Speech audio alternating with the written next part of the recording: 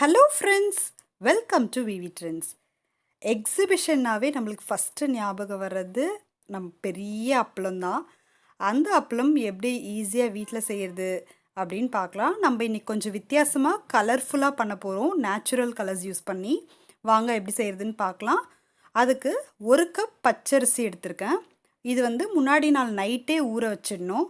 இதுக்கு நல்ல குவாலிட்டியான ரைஸ் இருக்கணும்லாம் அவசியம் இல்லைங்க. சாதாரணமாக ரேஷனில் இருக்கிற ரைஸே போதும். இதை நல்லா தண்ணி வடிகட்டிட்டு எடுத்திருக்கேன். அடுத்த நாள் காலையில் எடுத்து அதை மிக்ஸி ஜாரில் போட்டு கொஞ்சமாக தண்ணி ஊற்றி ஓரளவுக்கு இந்த அளவுக்கு திக்கான பேஸ்ட்டாக அரைச்சி எடுத்துக்கிட்டேன். அது ரொம்ப நைஸாக அரைக்கணுங்க. கொஞ்சம் கூட அந்த கொர கொரன்லாம் அரைக்கக்கூடாது. நல்லா நைஸாக அரைச்சிக்கணும். ஸோ இது மாதிரி அரைச்சி எடுத்து வச்சுக்கிட்டேன். நான் கொஞ்சமாக தான் தண்ணி சேர்த்து ஒரு கெட்டியான பதத்தில் அரைச்சி எடுத்து வச்சுருக்கேன். இப்போது இது கூட இந்த மாவுக்கு தேவையான உப்பு போட்டுக்கலாம். அதுக்கப்புறம் சீரகம் 1 டேபிள் ஸ்பூன் போட்டிருக்கேன்.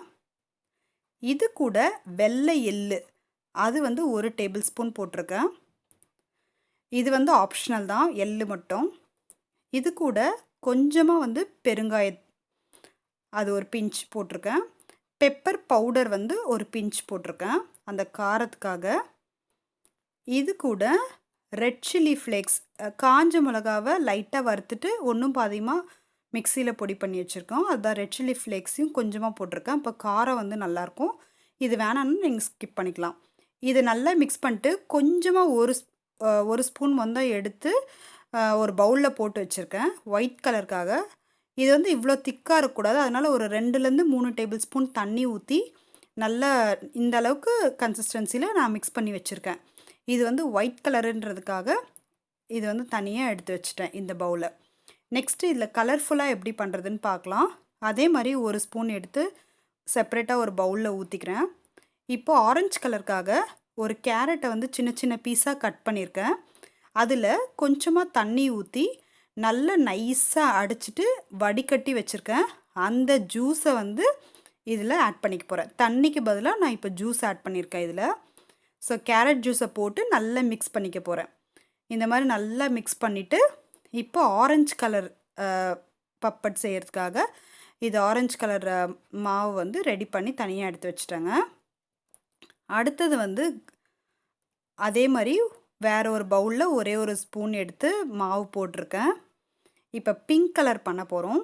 அதுக்கு நான் பீட்ரூட் எடுத்திருக்கேங்க. ஸோ ஃப்ரெஷ்ஷான பீட்ரூட் ஒன்று எடுத்து அதில் கொஞ்சமாக தண்ணி ஊற்றி நல்லா அடிச்சிட்டு அதில் வடிகட்டி வச்சுருக்கேன். ஸோ அதையும் அந்த மாவில் போட்டு மிக்ஸ் பண்ணிக்கலாம். ஸோ அப்போ இன்னும் நல்லா கலர்ஃபுல்லாக இருக்கும் நல்லா. ஸோ பிங்க் கலர் அந்த பேட்டரும் ரெடி பண்ணியாச்சு. அதை தனியாக எடுத்து வச்சிடலாம். நெக்ஸ்ட்டு க்ரீன் கலருக்கும் அதே மாதிரி தனியாக ஒரு பவுலில் ஒரு ஸ்பூன் மாவு தனியாக எடுத்து வச்சாச்சு. இப்போ க்ரீன் கலருக்கு பார்த்திங்கன்னா கொஞ்சமாக புதினா இலையும் ஒரே ஒரு பச்சை மிளகா ஆப்ஷனல் தான். நான் ஒன்றே ஒன்று தான் எடுத்திருக்கேன். ஸோ இது கொஞ்சம் ஸ்பைஸியாக பண்ணலான்ட்டு எடுத்திருக்கேன். ஸோ அதே மாதிரி அடிச்சுட்டு ஃபில்டர் பண்ணி அந்த ஜூஸும் எடுத்து வச்சாச்சு. அதையும் இந்த பேட்டரில் போட்டு மிக்ஸ் பண்ணிக்க போகிறோம். தண்ணிக்கு பதிலாக நம்ம இந்த ஜூஸ் மிக்ஸ் பண்ண போகிறோம். நீங்கள் ஸ்டார்டிங்லேயே நிறைய தண்ணி ஊற்றி நீங்கள் அரிசியை அரைச்சிட்டிங்கன்னா அப்புறம் தண்ணி மிக்ஸ் பண்ண முடியாது. திக்காகவே அரைச்சிக்கோங்க. இப்போது க்ரீன் கலரும் ரெடி ஆகிடுச்சு. நெக்ஸ்ட்டு மீதி கொஞ்சோண்டு இருக்குது இல்லைங்களா, அதில் கொஞ்சமாக மஞ்சத்தூள் போட்டு அதை எல்லோ கலர் ஆக்கியாச்சு. ஸோ அதையும் மிக்ஸ் பண்ணிவிட்டு கொஞ்சமாக தண்ணி சேர்த்து அதையும் ஒரு எல்லோ கலர் மாவு மாதிரி ரெடி பண்ணி தனியாக எடுத்து வச்சுட்றாங்க. இப்போ பார்த்திங்கன்னா நம்ம எல்லா கலரும் நம்ம ரெடி பண்ணி வச்சிட்டோம். ஒயிட் கலர், அதுக்கப்புறம் green colour, pink colour, yellow colour, orange colour, எல்லா கலரும் நம்ம ரெடி பண்ணி வச்சிட்டோம். ஒரு பிளேட் எடுத்துகிட்டு ஃபஸ்ட்டு ஆயில் க்ரீஸ் பண்ணிக்கலாம். அதில் இந்த அரைச்சி வச்சுருக்க மாவு இருக்கு இல்லைங்களா, அதை ஈவனாக ஸ்ப்ரெட் பண்ணிக்கலாங்க. ஸ்ப்ரெட் பண்ணிவிட்டு கொஞ்சம் வழவழன்னு தான் இருக்கும். நீங்கள் ஜஸ்ட் அப்படியே ரொட்டேட் பண்ணிங்கன்னா அது ஸ்ப்ரெட் பண்ணி விட்டிங்கன்னா ஸ்பூனில் சரியிடும். இந்த மாதிரி நல்லா ஸ்ப்ரெட் பண்ணிவிட்டு ஃபஸ்ட்டு நான் 2 மெத்தட் காமிச்சிருக்கேன். ஃபஸ்ட்டு நம்ம இட்லி குக்கரில் எப்படி பண்ணுறதுன்னு பார்க்கலாம். இட்லி குக்கரில் ஆஸ் யூஷுவல் ஒரு ஸ்டாண்டு போட்டு தண்ணி ஊற்றிட்டு ஸ்டாண்டு போட்டு தண்ணி கொதிச்சோன்னே அதில் மேலே வச்சுட்டு மூடி போட்டு மூடி கரெக்டாக 40லேருந்து 45 செகண்ட்ஸ் தான், மினிட்ஸ் இல்லைங்க, 45 செகண்ட்ஸு. இது வெந்த உடனே எடுத்துடலாம். இப்போ இது வெளியில் வச்சுட்டு கொஞ்ச நேரம் ஆற விடலாம். ஒரு 10 செகண்ட் அந்த மாதிரி ஆற விட்டுட்டு இப்போ அதை வந்து எடுக்க போகிறோம். இப்போ பார்த்தீங்கன்னா, நான் ஏற்கனவே கத்தியில வந்து லைட்டாக கொஞ்சம் எண்ணெய் தடவி வச்சுருக்கேன். ஓரத்தில் விலக்கி விட்டு மெதுவா இழுத்தீங்கன்னா அழகா வந்துருங்க இது. ஸோ இந்த மாதிரி எடுத்துட்டு நான் ஒரு ஜஸ்ட் ஒரு கிளாத்து ஒன்று போட்டு வச்சுருக்கேன். அது மேலே இது போட்டுடுறேன். இது வந்து ஒரு 5லேருந்து 6 மணி நேரம் ஃபேன் காற்றுல ஆற வச்சா போதும். உங்களுக்கு வந்து வெயிலே தேவையில்ல. இதே மாதிரி நான் வந்து க்ரீன் கலரும் பண்ணியிருக்கேன். பாருங்கள், நான் கொஞ்சம் ஆயில் அப்ளை பண்ணிவிட்டு அதே மாதிரி ஓரங்களை விலக்கி விடுறேன் லைட்டாக. ஸோ அந்த மாதிரி விலக்கி விட்டுட்டு மெதுவாக பிடிச்சி இழுத்திங்கனாவே சூப்பராக வந்துடுங்க. இந்த மாதிரி அப்பளம் வந்து நீங்கள் ஒரு வேளை ரொம்ப குளிர்காலத்தில் பண்ணணும்னு நினச்சாலும் பண்ணலாம். இல்லைன்னா நீங்கள் வந்து வெயிலே இல்லாத ஏரியாவில் இருக்கீங்க அந்த மாதிரி நினச்சாலும் இது பண்ணலாம். இதுக்கு ஃபேன் கீழே ஜஸ்ட்டு ஒரு 4லேருந்து 5 மணி நேரம் இருந்தாவே போதுங்க. சூப்பராக காஞ்சிரும். பாருங்கள், இந்த மாதிரி அழகாக ஒரு துணியில் போட்டு ஆற வச்சிடலாம். அதே மாதிரி நான் ஒயிட் கலரும் பண்ணி எடுத்து வச்சிட்டேன். அதையும் போட்டு ஆற வச்சிடலாம். இப்போ இதெல்லாம் ஆறட்டும். இப்போ நான் இன்னொரு மெத்தட் நான் வந்து ஒன்றே ஒன்று பண்ணியிருக்கேன், அதை காமிக்கிறேன். இப்போ அதுக்கு என்ன பண்ணலான்னா, ஒரு பாத்திரத்தில் தண்ணி வச்சுருக்கேங்க. அதுக்கு மேலே ஒரு பிளேட் போட்டுட்டு தண்ணி வந்து நல்லா கொதிக்கணும். தண்ணி நல்லா சலசலன்னு கொதிக்கணும். அது மேலே பிளேட்டில் வந்து ஆயில் க்ரீஸ் பண்ணியிருக்கேன். ஆக்சுவலாக இது உங்களுக்கு பிளேட் வந்து கொஞ்சம் டிசைன் இல்லாத பிளேட்டாக எடுத்துக்கோங்க. என்கிட்ட அந்த மாதிரி பிளேட் இல்லை, அதனால் இதுதான் கொஞ்சம் பெருசாக இருந்ததுன்னு இது எடுத்திருக்கேன்.